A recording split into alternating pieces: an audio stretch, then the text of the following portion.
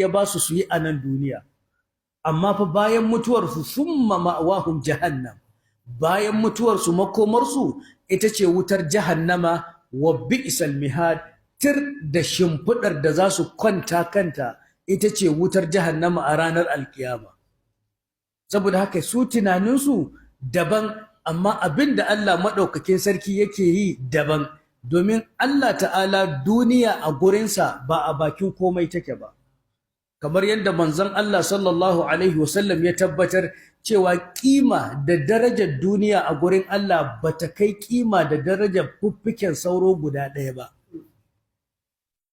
Inda ta kai kima da darajar fuffiken sauro guda ɗaya a gurin Allah, to da Allah bai ba wa kafiri ko makwalwar ruwa ɗaya ya sha ba.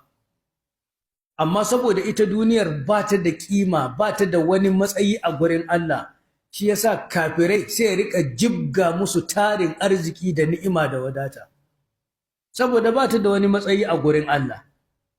Ina fata mun gane. Shi yasa Allah ya ce inda ba don gudun kada mutane kaf na duniya su zama kafirai ba, to da arzikin da zai yi wa kafirai zai musu arziki ne na ban mamaki. Amma saboda mafiya yawan mutane in an yi wa kafirai irin wannan arzikin, to su ma fa kafiran za su zama, saboda yadda ɗan adam yake da matuƙar ƙaunar dukiya da kuɗi. Wannan shi yasa Allah bai yi wa kafirai arziki na ban mamaki ba.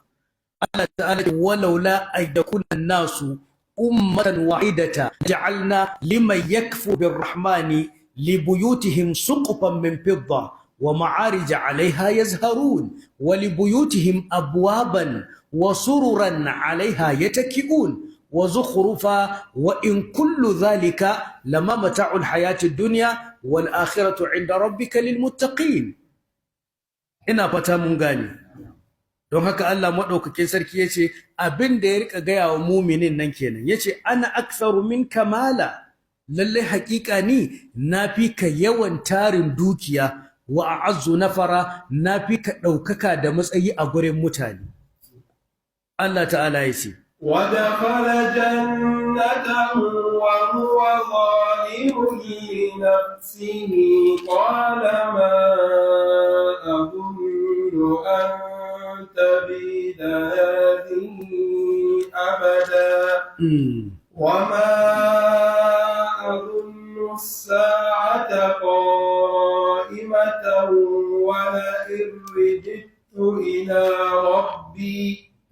ولئن رددت إلى ربي لأجدن خيرا منها منقلبا.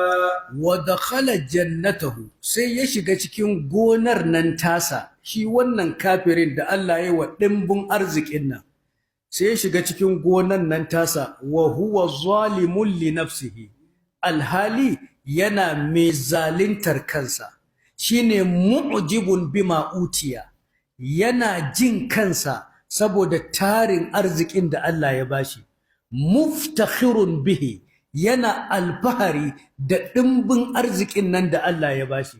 Haka ya shiga cikin gonarsa cikin takama da alfahari, yana jin kansa saboda irin ɗimbin arzikin da Allah ya bashi. Qala, ƙarshe ma sai ce ma azunnu an tabida hazihi abada.